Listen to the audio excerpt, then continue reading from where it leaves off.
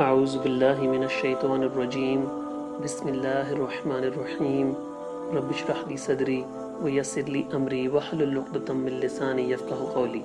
السلام علیکم ورحمۃ اللہ وبرکاتہ۔ میرے عزیز بھائیوں، آج کی گفتگو کا موضوع ہے مشکلات کے دوران کس طرح بہادر افراد ابھر کر سامنے آتے ہیں۔ میرے بھائیوں، ایک مسلمان کے لیے بہادری کی صفت حاصل کرنا قابل عزت صفات میں سے ایک ہے، چاہے وہ ایک خلافت کا داعی ہو یا پھر اسلامی طرز زندگی کے احیاء کے لیے جدوجہد کر رہا ہو، یا پھر فوج کا مخلص افسر ہو جو نبوت کے طریقے پر خلافت کے قیام کے لیے نصرہ دینے کا ارادہ رکھتا ہو۔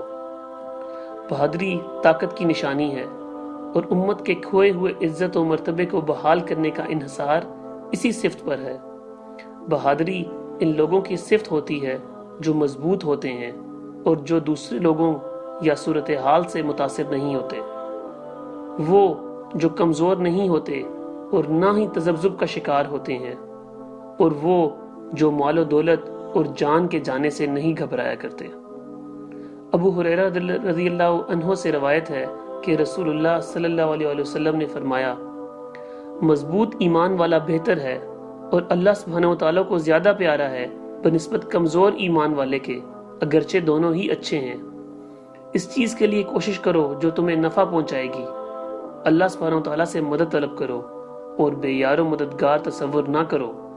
اگر تم پر کوئی مصیبت آتی ہے تو یہ نہ کہو اگر میں نے یہ یا وہ کیا ہوتا، بلکہ کہو اللہ کا حکم ہے اور وہ جو چاہتا ہے وہ کرتا ہے۔ اگر کہنا شیطانی اعمال کا دروازہ کھول دیتا ہے۔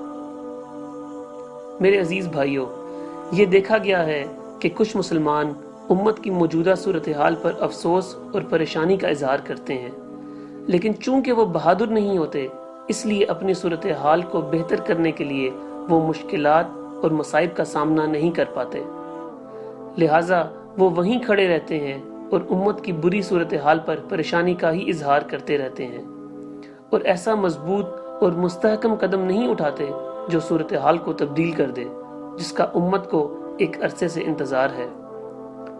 لیکن بہادر مسلمان مسکراتے چہرے کے ساتھ مشکلات کا سامنا کرنے کے لیے تیار ہوتے ہیں جب وہ یہ دیکھتے ہیں کہ امت ایک اہم دوراہے پر کھڑی ہے۔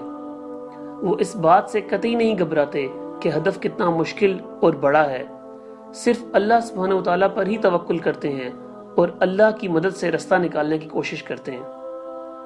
وہ روزمرہ کی عام زندگی سے بیزار ہوتے ہیں اور خطرات سے پر ایسے منصوبے بناتے ہیں کہ جس سے وہ اپنی منزل پر جلد از جلد پہنچ سکیں۔ وہ مسلسل اپنا احتساب کرتے اور خود میں مزید بہتری لانے کی کوشش کرتے ہیں تاکہ تبدیلی لانے میں وہ زیادہ بہتر کردار ادا کر سکیں، اور تمام انسانیت کے لیے بہادری کی سب سے اعلیٰ اور بے داغ مثال میرے آقا رسول اللہ صلی اللہ علیہ وسلم کی ہے۔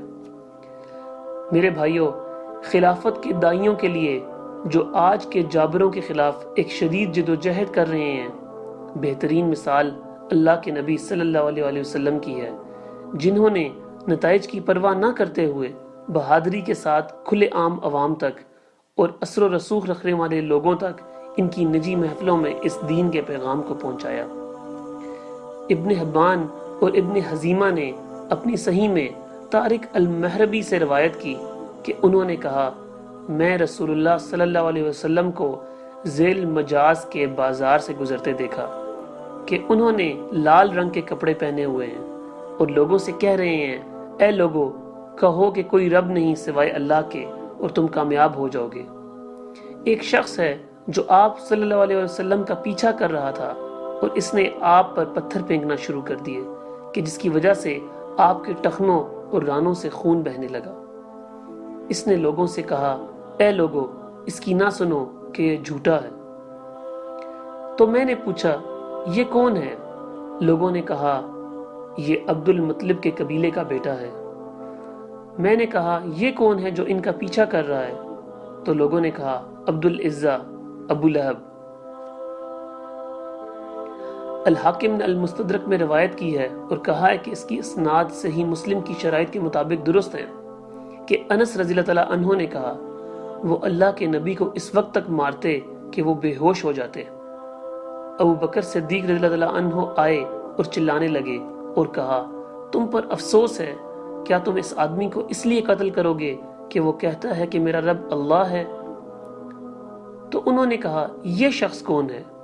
تو انہوں نے جواب دیا یہ ابو قحافہ ہے۔ میرے عزیز بھائیوں، خلافت کے دائیوں کے لیے بہترین مثال رسول اللہ صلی اللہ علیہ وسلم کی بہادری ہے کہ جب جابروں نے یہ فیصلہ کر لیا کہ انہیں قتل کر دیں کیونکہ ان کی تمام پچھلی کاوشیں ناکام ہو گئی اور اس دعوت کی کامیابی انہیں نظر آنے لگی، تو بھی رسول اللہ صلی اللہ علیہ وسلم نے ان کا سامنا انتہائی صبر اور پرسکون طریقے سے کیا۔ اللہ سبحانہ وتعالیٰ نے فرمایا سورہ الانفال میں، اللہ سبحانہ وتعالیٰ ارشاد فرماتے ہیں اور اس وقت کا بھی ذکر کیجئے جب کافر لوگ آپ کی نسبت تدبیر سوچ رہے تھے کہ آپ کو قید کر لیں یا آپ کو قتل کر ڈالیں یا آپ کو خارج وطن کر دیں، اور وہ تو اپنی تدبیریں کر رہے تھے اور اللہ اپنی تدبیر کر رہا تھا، اور سب سے مستحکم تدبیر والا اللہ سبحانہ وتعالیٰ ہے۔ لہٰذا قریش کے جابروں نے منصوبہ بنایا کہ وہ تمام قبائل سے نوجوانوں کا ایک دستہ بنائیں گے اور وہ ایک ساتھ محمد پر حملہ کریں گے، اور اس طرح تمام قبائل مل کر انہیں قتل کر دیں گے۔ بنی ہاشم جب یہ دیکھیں گے کہ تمام قبائل نے مل کر یہ کام کیا ہے تو وہ تمام قبائل کے خلاف جنگ نہیں کر سکیں گے اور خون بہا قبول کرنے پر مجبور ہو جائیں گے۔ اس طرح وہ مشکل ختم ہو جائے گی جس نے قریش کے سرداروں کو بے آرام ان کے اقتدار کو خطرہ لاحق کر رکھا تھا۔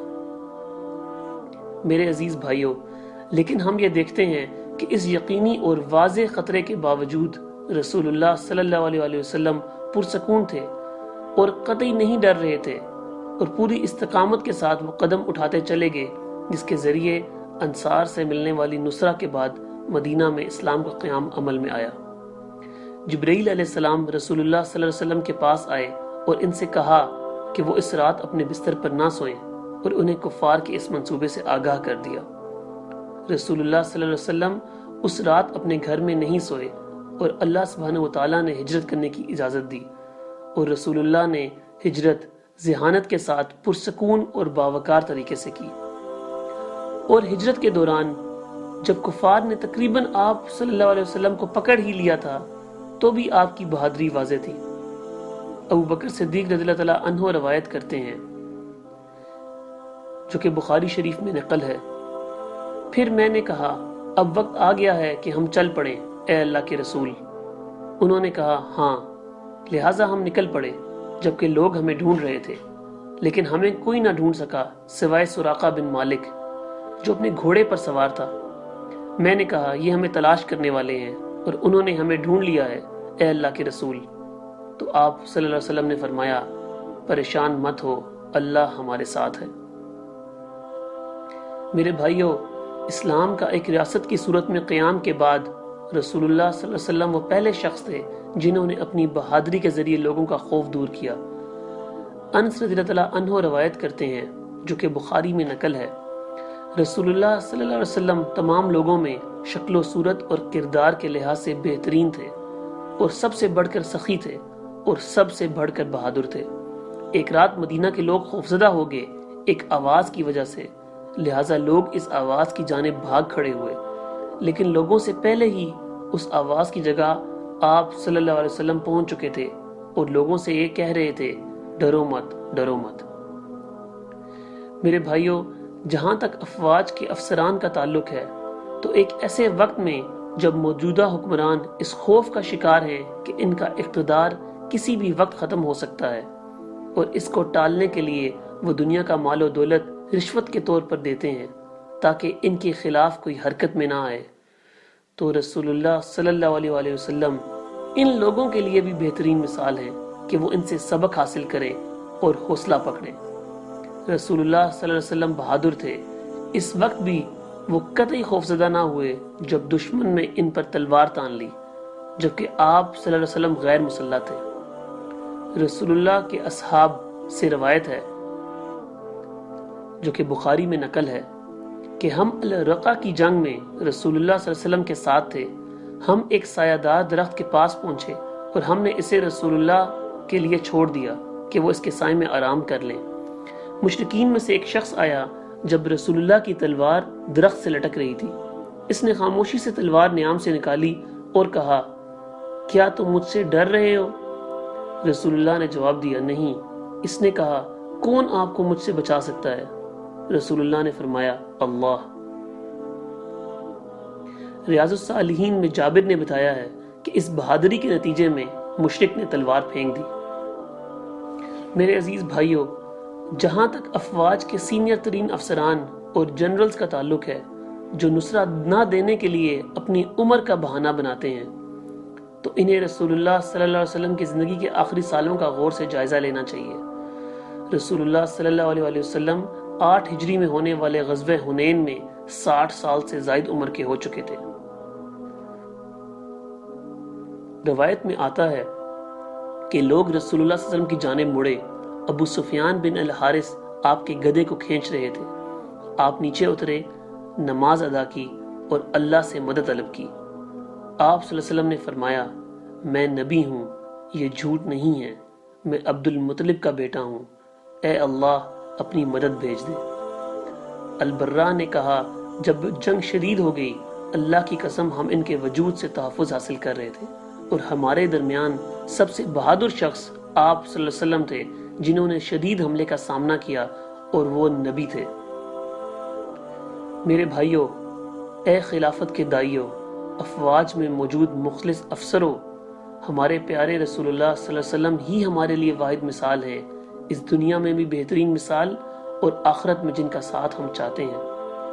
بہادروں کو سبق لینا چاہیے اس سے پہلے کہ وہ کمزور پڑ جائیں اور خود کو گرا لیں، اور ہمیں اس بات کا یقین رکھنا چاہیے کہ وہ جو پہلے بزدل تھے اب خود کو بدل کر بہادر بن جائیں۔